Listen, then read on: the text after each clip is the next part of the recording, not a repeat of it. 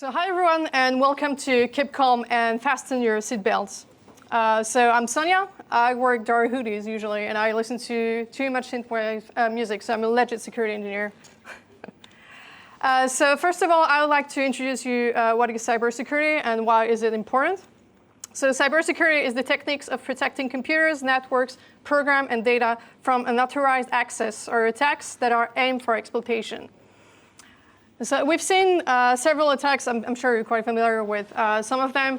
For example, in October 2016, there were a series of DDoS attacks. They were launched against a DNS server, and they caused major disruption to those web services.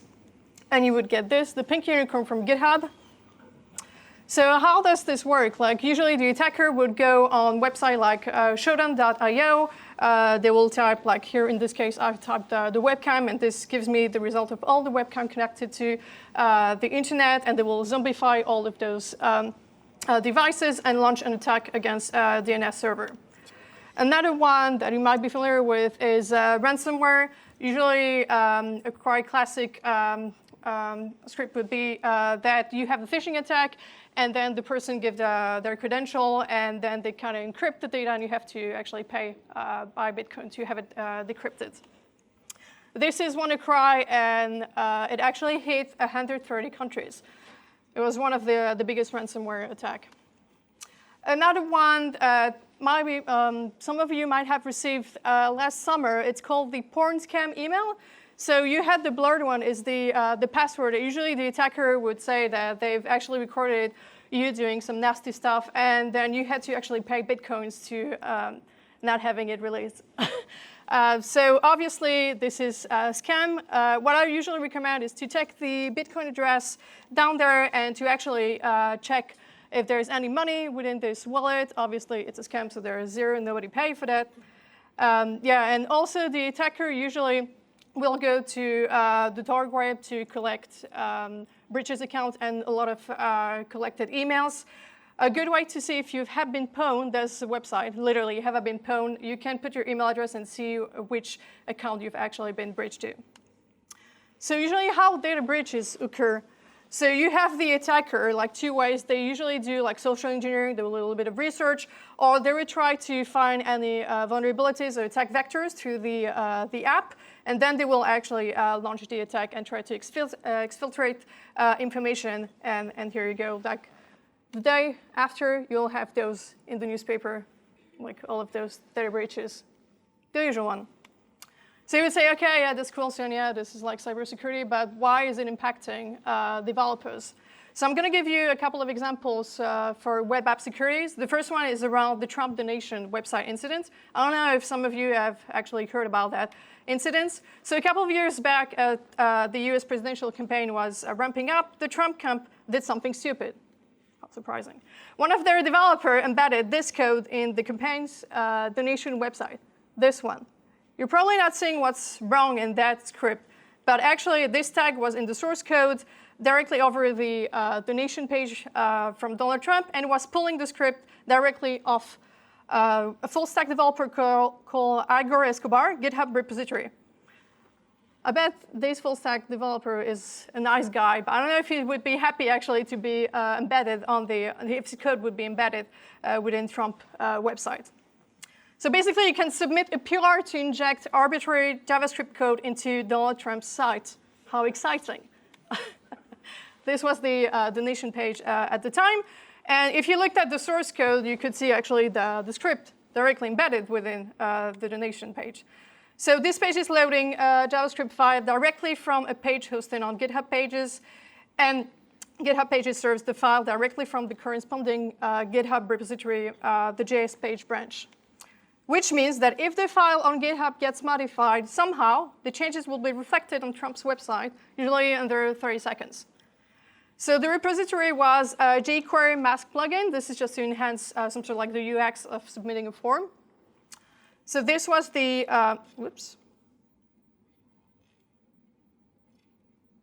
this was the script. Obviously, it's minified. So, as I said, anyone can submit a PR on this JavaScript file. So if the developer accepts your PR, then your JavaScript code, whatever it contains, will go up straight to Trump's website. So what you can do, you can modify DOM, you can redirect the user, you can load in external content, you can go crazy, especially with Trump's Nation webpage.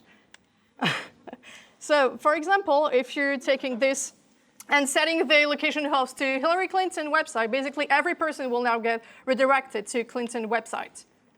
So this is just an example. Obviously, it's on the developer tool, so it won't have any impact, but just for fun, if you want to redirect Donald Trump website to Hillary Clinton's website. Yeah, here you go. Boom, magic. So let's bring this to another level and actually raise a PR and inject the code.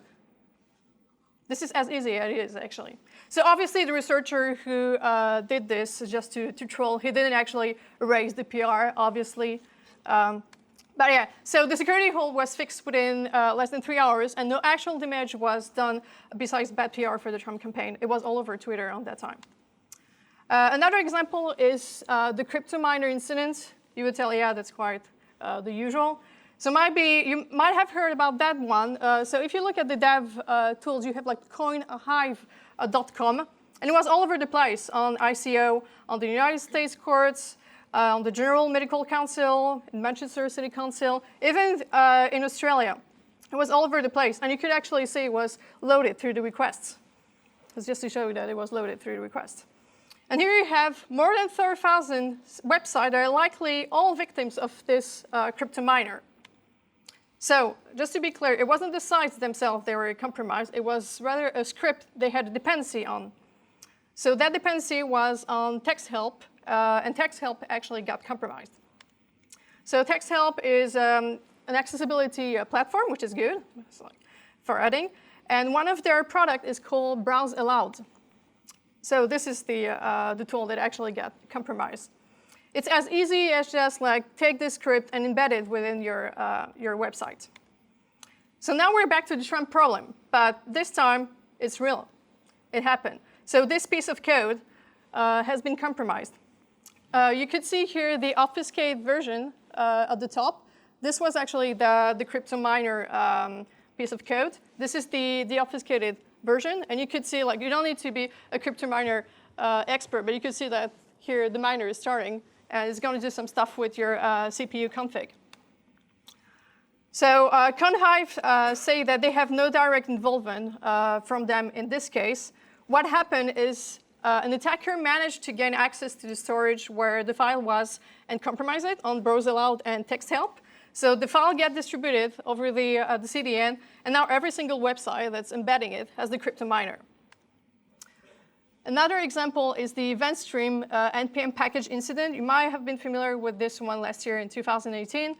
The flat map stream was published to the NPM registry and was later added to the Eventstream package by a user called Right-Night Control. So what happened, like you had 8 million downloads later on, and the application all over the web are just running a malicious code on production. So what is the Eventstream? It's a toolkit that provides utilities to create and manage streams for JavaScript. It was authored by Dominic Tarr.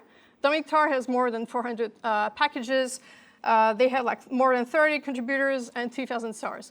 This is Dominic Tarr. This is the streamline. So you could see that the package was created way back in 2018, and actually the attack happened like 7 years later on. So in 2015, a GitHub user called Devious comments on an issue on the Eventstream project, questioning if a flat map functionality would be welcome. So what happened actually, Right-Night Control, which is the bad guy, actually went through all the issues of the thread and looked for where he could actually implement malicious code. And you could see at the, on this thread, the last bit, if you publish a flat map module and then make a PR to include it, I'll merge. So the core maintainer said, yeah, just do the flat map module, I'll merge it. So what happened in 2018, a user identified as Antonio Macias actually created this non-malicious flat map package. And then next, you can guess it, Antonio proposed to actually add this package to the event stream. And Right-Night Control actually approached Dominic to say, hey, I'm going to do it, actually. And what happened, Dominic accepted the offer and makes them both a contributor to the Eventstream and gave full access, publishing access rights on the NPM registry for the module. So back then, right-line control was still doing a little bit of social engineering. We'll push like cosmetic changes, like really small changes, just to build up trust. And then you can see in 2018, they actually pushed the malicious code. So October 2018, one of the users on GitHub opened an issue against Nodamon, reporting an unexpected deprecation warning. I was like, hey, what's going on? It's really slow. And you started actually having a lot of issue created. And you can see like this one is very suspicious coming from Dominic Tarr. So they actually pinpoint the issue. So this was a targeted attack on Copay, which is a secure Bitcoin wallet platform. This is actually the target. So the strategy of the attacker was to wait the opportunity for it to be executed when the Copay app was being built, which actually they succeeded. And it was built within Copay version 502 to 510. So what happened after? You can't really see it, but the Eventstream has been archived. You can see on the top. Right-line control GitHub profile has been shut down. And when you do a commit to upgrade the dependency management, you can see love show to right-line control. OK, so this was an example of attacks against web app security. But now I would like to take a step back and explain to you what is web app security. So web app security is a branch of InfoSec that deals specifically with security of websites, web app, and web services. And also, I would like to introduce you, for those who don't know, who's familiar here with OWASP? Yay, I love it. OK, so OWASP stands for Open Web App Security Project. It's basically a community dedicated to give tools and guidelines to developers to actually implement security within a web app. So you have the website, owas.org. There's like all of the, they do more than that, but this is just to give you an example. They do on mobile, they do on code review, they do on threat modeling, Internet of Things, serverless. You just name it, you will find, and all of this is free, actually, on their website. So I'm just going to focus on the OWASP Top 10. You might be familiar or have heard about the OWASP Top 10. So it's basically the 10 most critical web app security risks. So what is a security risk? So if you've seen with all those examples, you have an attacker trying to find an attack vector. It could be social engineering, could be trying to find some vulnerabilities in the app, try to find security weaknesses, and then implement the malicious code. And then you have a business impact. For example, for the Copay wallet, it actually went down, and they had to shut down the website. So this is the OWASP Top 10 for 2017. They usually issue a new one every 3 to 4 years. But we're going to focus on the A9 using components with known vulnerabilities. So how do you know if your application is vulnerable? So usually if you don't know the version of all your components. Here, how many people can tell me the version of all the components that you're using? Yeah. If you don't scan for vulnerabilities regularly, who's using tools to scan for their dependency? OK. A couple. Obviously, if you don't fix or upgrade the dependency. So how can you prevent it? Easy one, just remove the unused dependencies. This one is a little bit tricky. If you can do inventory of all the version of both client-side and server-side components. Obviously, try to obtain the components from official sources. Be careful about typo squatting. So for example, if you type React with 2E when you do NPM install, you might probably get the malicious one. Prefer assigned packages, monitor for libraries and components. You can use the CVE, which stands for Common Vulnerability Exposures. So this is a website that actually lists all the publicly known cybersecurity vulnerabilities. I've done a quick search on React, and they will tell you which version are actually vulnerable and which one has been fixed. So the good news is you don't have to do this manually. There are tools for that. The first one would be the GitHub dependency graph. Who here is familiar with GitHub dependency graph? Cool. So dependency graph is available for every public repo. If you have a private repo, you have to actually turn on manually. Those are all the languages covered by the dependency graph, so including JavaScript, obviously. And this is if you want to turn on, you just have to go on your repo, you click on Insight, dependency graph, and you can allow access. So it will start scanning your package file. Also, you can set up notifications if you want to receive emails. So this would be, you would have like a weekly digest or daily digest depending on the settings that you've put. Disclaimer, GitHub security features are actually quite limited. They don't catch all vulnerabilities. But good news, Dependabot has been acquired by GitHub. So the good thing is Dependabot is covering much more than the dependency graph. And also it raises automatic pull requests. So by the way, who here is familiar with GitHub Marketplace? So on GitHub, they do have a marketplace when you can find a lot of applications, including Dependabot. Dependabot is free for public and private repos. So yeah, you would set the security, and then if you want to do manually, you can actually create automatic security fix on a specific vulnerability. But I would recommend to actually turn it on, and you have it automatically. You'd have the PR. You can actually link it with Slack to have a notification. And you have what they call a compatibility score. So basically, they will compare with other public repo. And if it's not breaking their CI/CD pipeline, they will bump up this score. So you can merge with confidence. If you feel adventurous, you can actually set the settings through a YAML file, and you can set all of those config options. You can also validate your YAML file. If you don't feel adventurous, you can just go on the online platform and just like check boxes. It's the same. You can also set security alerts. What I would recommend in your company is to set distribution lists, so you're not sending notification to all the engineering department with repo. They don't really care. This is just the one for your repo or for your team. There's another tool. This one is Spade, actually. Are you familiar with Snyk? Snyk does the exact same thing as Dependabot. So we'll check the repo for vulnerabilities. So the same. You can find it on the GitHub Marketplace. So I think it's free for open source and small organizations. So they have an online platform where you could actually check all the your vulnerable packages. They will give you information like and they will classify by the current security status. They will also give you a little bit of explanation why this package is vulnerable. If you have the paid version, you can actually create a Jira issue and spam Jira with all of those issues, or you can just ignore it. You can also link Snyk through Slack.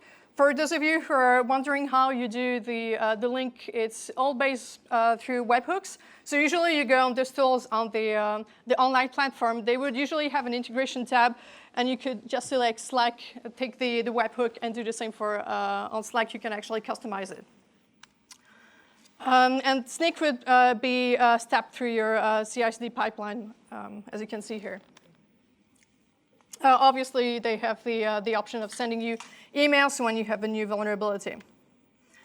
This is, as I mentioned, the GitHub Marketplace. So as you could see, it's not only about security with dependency management security, but you have obviously like code quality, code review, continuous integration. So it's really good. Just have a look. There's a lot of applications, and some of them are free. Or GitHub is also acquiring a couple of them. Yeah, and this is for security. So there's also features that allow you to protect your web app. So it's the content security policy and super source integrity. So who's here familiar with the content security policy? Okay. So it's an added layer of security that helps to detect and mitigate attacks like cross-site scripting and data injection attacks. So basically, you would have some sort of like whitelist in the header, and if the file is not on this whitelist, it will just get rejected on the server side. So it won't get loaded on the browser. So there's a good documentation on the MDM. I recommend you to have a look at it. There's also the website, contentsecuritypolicy.org, I think, or .com. They will give you a list of all the directives that you can use. And as you can see, it covers everything: script, style, images, frame, sandbox. They also, you can set the source value if you want to set the wildcard or just be more specific. Obviously, wildcard defeats the purpose. And they give you an example for content security policy as well. So for example, if you want to allow everything, you would do the default source self. If you want to allow scripts from the same origin, you would do script source self. And what I would recommend, because usually it's tricky to implement CSP, will probably break a lot of stuff on your website. At first is to have the report only turned on. And you need an endpoint actually to see the results. So I would recommend report URI, which is free for the first 10,000 reports. So you got you covered actually for when you first implement the CSP. And when you're done, when you fine-tune everything, just remove the report only and implement like the proper CSP. The other feature is the cyber source integrity, which is also a security feature that enables the browser to verify the resource they fetch from the CDN are delivered without unexpected manipulation. So basically, usually you have, when you're taking from a CDN, those, and you can actually copy with the SRI. So it's basically a hash. So you would see here on the SRI.com, I've took the bootstrap. I've actually removed the SRI that they had on the website. I've hashed it, and you could see actually here the hash, the SHA-384. And if you check with the website, the Bootstrap website, it will be the same. So if you tamper with Bootstrap and you regenerate a new SHA, it will be different. So the browser won't load actually this malicious one. Yeah, this is just to show that it's covered at 91%. And also, MDN has a really good documentation around the cyber source integrity. So there's also more tools to help you actually have your web app more secure, like online scans. Who here is familiar with WebHint? Okay, this one was created by Microsoft, and then they gave the project to the JavaScript Foundation project. So basically what you do is you take the URL of your website and you just scan, and they will tell you where you have some issue and how you can actually remediate. So usually they're quite thorough on it. So for the security, if you don't know what is this, all of this means, they actually will give you like why is it important, how can you actually remediate and apply mitigation on it. So it's quite thorough. There's another one, Lighthouse. I think you might be more familiar with this one. Yeah. So basically, if you go to your DevTools, you just go to audits, and you can perform a scan, and the same, they'll flag if there's any. There's actually a couple of security checks, and they're performed by Snyk in this case. You also have page speed insights. They can give you also some security checks. Uptrends. And if you want to check the headers and if you have your CSP well configured, you can use security headers, Qualys SSL Labs, or UpGuard. There's just like a couple of tools. They're all free online. You just need to put your website and they will give you the results. So what's next? If you're interested in security, generally interested in security, you could become security champion in your company. If your security team don't have this scheme, you can actually approach your security team. So basically, usually in a company, the security team is quite small, and they can't actually attend every Scrum ceremony. So what they do, they actually try to have someone within each feature team. They will act as security champions. They can also organize security guilds. And basically, you're the bridge between developer and security. And if your security team has this scheme, they can actually provide training as well on it. So they can send you to conferences or give you more like resources on it.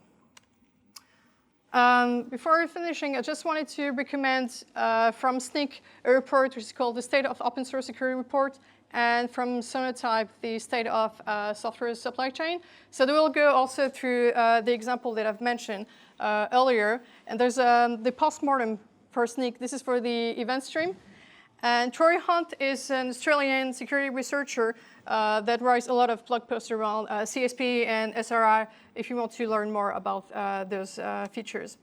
If you are interested in cybersecurity career. I've actually wrote a piece on Medium, like how to become a security engineer. I've gathered a lot of resources. Even if you don't want to become a security engineer, it's always good to have a look at the OWASP documentation just to have this side. Also, if you're interested in security, I would strongly recommend those meetup. Just like try to hijack that. Yeah. So if you're a female, identify as a female, you have the Ladies of London Hacking Society and OWASP WEA. And there's the OWASP London chapter every month, I think. It's specifically for a developer, actually, so it's quite high level.